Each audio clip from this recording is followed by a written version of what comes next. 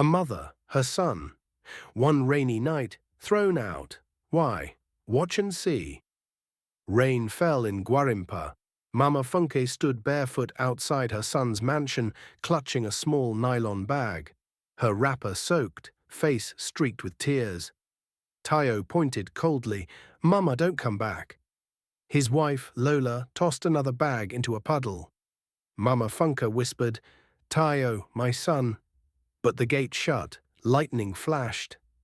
Neighbors watched silently as Mama Funke knelt on the wet ground, lifting her face to the sky. Her voice trembled in prayer. "God, protect my son, even if he forgets me." The rain hid her tears as she slowly disappeared into the night. Sit back as you enjoy this story. Please make sure to subscribe to this channel for more videos. Imagine a woman called Mama Funke, a widow living in Kubwa, Abuja. Her husband passed when her son, Tayo, was just 6 years old. Life did not smile on them, but Mama Funke never gave up. By 5 a.m., she was already frying akara by the roadside. Her hands were always covered in oil, her wrapper stained with sweat and flour.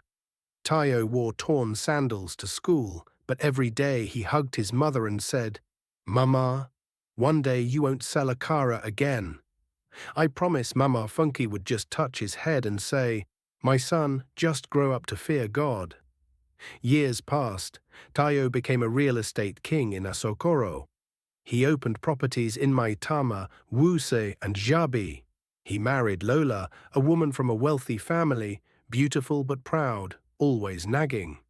Lola had grown up in luxury and didn't understand village ways.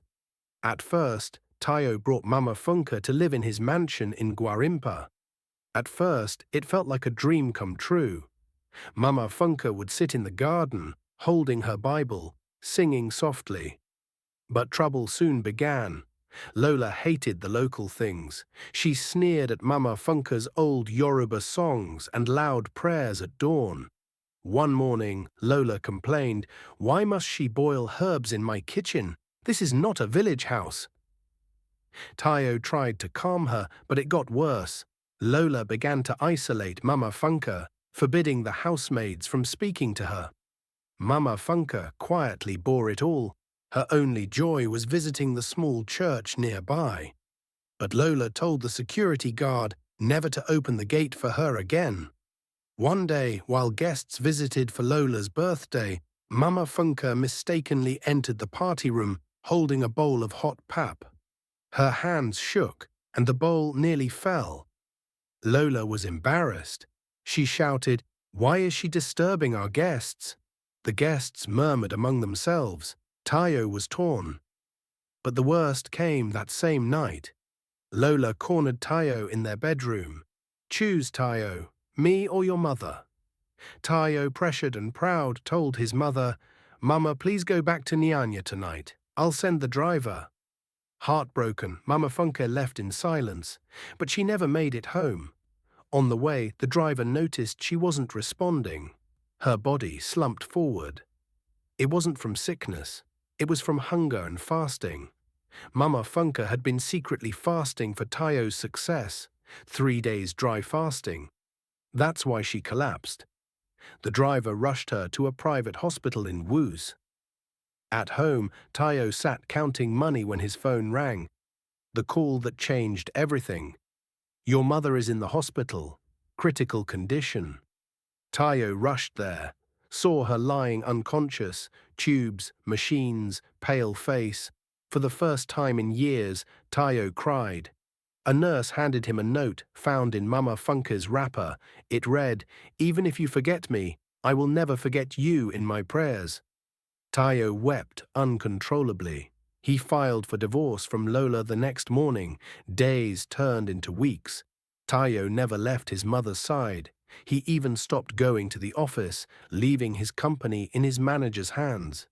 He cleaned her face himself, bathed her, read psalms by her side.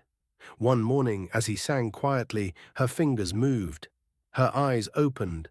But just as Tayo smiled and whispered, "Mama, it's me," her eyes filled with tears, and she said weakly, "Who are you?"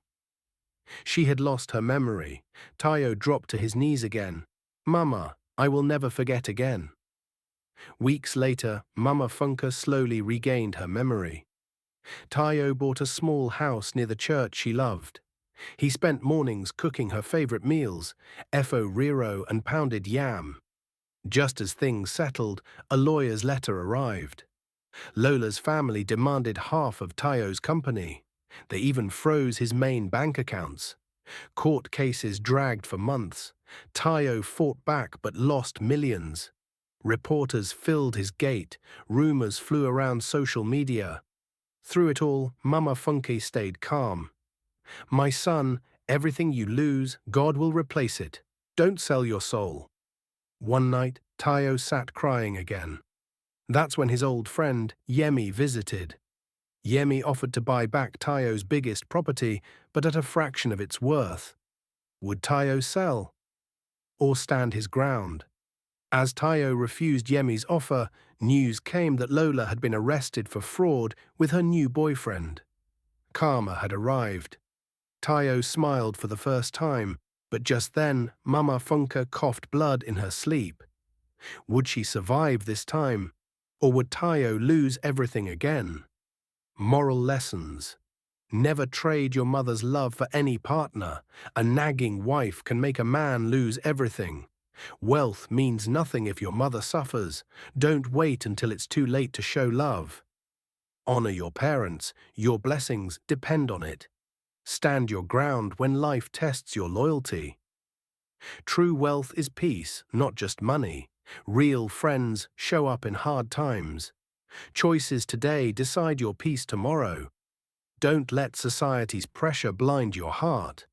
If this story touched your heart, don't scroll without doing 3 things. Like this video, share it with someone who needs this reminder, and subscribe for more emotional stories. What did you learn from this story? Drop your thoughts in the comments below. May God bless every mother out there, and may we never forget to honor those who loved us when we had nothing.